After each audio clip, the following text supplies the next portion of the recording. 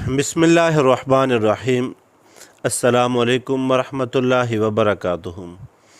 تمام ناظرین کو آپ کو خوش آمدید کہتے ہیں۔ ہم آپ کے لیے بے حد دعا گو ہیں کہ آپ جہاں پہ بھی ہیں، جس ملک میں رہتے ہیں، جس جگہ میں رہتے ہیں، اللہ تعالیٰ آپ کے کاموں میں آسانی رکھے اور اللہ تعالیٰ آپ کو صحیح استخارہ یا اپنے کاموں کے بارے میں صحیح انتخاب کرنے کی اللہ توفیق عطا فرمائے۔ استخارہ ایک ایسا عمل ہے کہ اللہ تعالیٰ نے دنیا میں یہ ایک ایسا عمل رکھا ہے کہ اگر کوئی بھی بندہ کوئی مشورہ کرنا چاہتا ہے، کسی کام میں الجھ گیا ہے، تو وہ ڈائریکٹ اللہ سے مشورہ کر لیں۔ دنیا کے کسی بادشاہ کو ملنا ہو تو بے پناہ اس کے لیے لوگوں سے ملنا پڑتا ہے، واقفیتیں نکالنی پڑتی ہیں، ڈریس اچھا کرنا پڑتا ہے۔ اللہ سے ملاقات کرنے کے لیے پاک صاف ہو جائیں، کپڑے پہن لیں، قبلے رخ ہو جائیں اور سارا کچھ سیدھا ہو جائے گا۔ استخارہ بھی ایک ایسا عمل ہے کہ اگر آپ کو کسی کام کی، کسی معاملے کی سمجھ نہیں آ رہی تو آپ اللہ سے ڈائریکٹ مشورہ کر لیں۔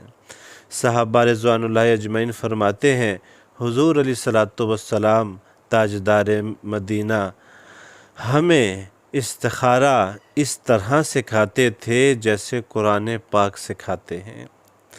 تو آج اگر آپ اپنی شادی کی وجہ سے پریشان ہیں یا آپ یہ چاہتے ہیں کہ یہاں پہ میری شادی ٹھیک ہے یا نہیں ٹھیک، لڑکی ہے یا لڑکا ہے، لڑکی کی والدہ ہے یا والد ہے، لڑکے کا والد ہے یا والدہ ہے، یا لڑکی کا بھائی ہے یا لڑکے کا بھائی ہے، یا یہ دونوں خود ہیں، اور وہ دیکھنا چاہتے ہیں یہ لڑکا میرے لیے بہتر ہے کہ نہیں، یہ لڑکی میرے لیے بہتر ہے کہ نہیں، تو وہ کیا کرے کہ سب سے پہلے استخارے کی ایک جو مسنون دعا ہے، جو اللہم انی استخیرک بعلمک واستقدرک، یہ جو دعا ہے یہ بازار سے عام مل جاتی ہے، وہ لے کے آئیں، 2 رکعت صلاۃ الاستخارہ پڑھ کے یا تو استخارہ 3 دن کریں یا 5 دن کریں یا 7 دن کریں، اور اس میں اگر آپ استخارہ کرتے ہیں اور 2 رکعت نفل پڑھیں صلاۃ الاستخارہ، کوشش کریں عشاء کے بعد پڑھ لیں، پڑھ کے اور یہ دعا پڑھیں، اور اولا پہلے 2 رکعت پڑھ کے پھر درود شریف 11 مرتبہ پڑھیں، پھر اس دعا کو پڑھیں۔ جب اس دعا کے اندر اس جگہ پہ آپ پہنچے کہ یا اللہ یہ کام میرے لیے بہتر ہے تو میرے مقدر فرما، اگر بہتر نہیں تو مجھے سے، یہاں پہ اپنے ذہن میں اپنا شادی کا استخارہ رکھ لے۔ شادی کا استخارہ اس طرح آپ کریں گے تو انشاءاللہ آپ کا استخارہ ہو جائے گا۔ اس کے بعد پھر آپ درود شریف پڑھ کے دعا کریں کہ یا اللہ میرے لیے اس میں اگر عافیت ہے تو یا اللہ مجھے میرے لیے آسانی فرما دے یا میرے دل کو مطمئن کر دے۔ 5 دن 7 دن کا اس لیے کہا ہے، بعض لوگ ایسے ہوتے ہیں کہ ان کو پتہ ہی نہیں چلتا، کوئی کہتے جی آپ کو خواب آئے گی، کوئی کہتے جی آپ کو خواب نہیں ہے۔ ضروری نہیں ہے کہ استخارے میں آپ کو خواب آئے، ضروری نہیں ہے کہ استخارے میں آپ کو خواب آئے۔ اگر آپ استخارہ اپنے کیا ہے، اسی موقع پہ ایسے بیٹھ کے آپ آنکھیں بند کر کے تصور کریں تو اللہ آپ کو یا ادھر یا ہاں یا نہ، یہ دونوں چیزوں میں ایک چیز آپ کے ذہن میں آ جائے گی۔ اگر آپ کو نہیں سمجھ آ رہی تو آپ 3 دن استخارہ کر لیں۔ اچھا، اگر آپ کا استخارہ ٹھیک ہے تو 2 علامات اس کی ہوں گی، یہ ذہن میں رکھیے گا۔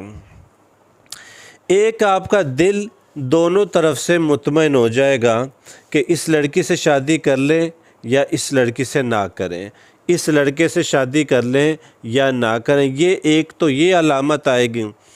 دوسرا، خواب کے اندر اگر آپ کو صاف پانی نظر آ جائے،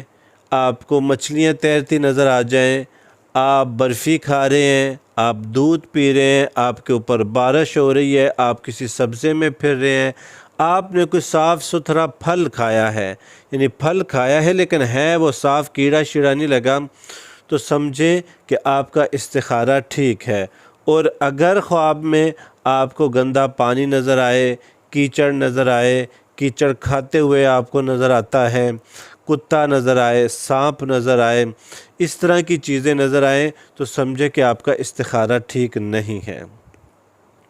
تو اس طرح بہنیں بھی کریں، بھائی بھی کریں، اور ان کے لیے ان کے والدین بھی کر سکتے ہیں۔ استخارے کے لیے بہت لوگ ہمیں کہتے ہیں، لیکن ہم آج آپ کو استخارہ سکھا دیتے ہیں، اور انشاءاللہ اسی چینل پر ہم آپ کو لائیو بھی آ کے ملیں گے، آپ کے مسائل، آپ کے معاملات اور آپ کے بیماریوں کے اوپر بھی انشاءاللہ لمبی چوڑی بات ہوتی رہے گی۔ اس چینل کو سبسکرائب کریے، اپنے آس پاس کے لوگوں میں اس کو شیئر کریے، اور انشاءاللہ اگر آپ کے لیے اس میں کوئی بات نہ ہو تو ہو سکتا ہے آپ کے کسی جاننے والے کے لیے اس کے اندر کوئی نہ کوئی مسئلے کا حل نکل آئے۔ تو انشاءاللہ پھر آپ کو ملیں گے، پھر آپ کے لیے اچھی اچھی باتیں لے کے آئیں گے۔ السلام علیکم ورحمۃ اللہ وبرکاتہ۔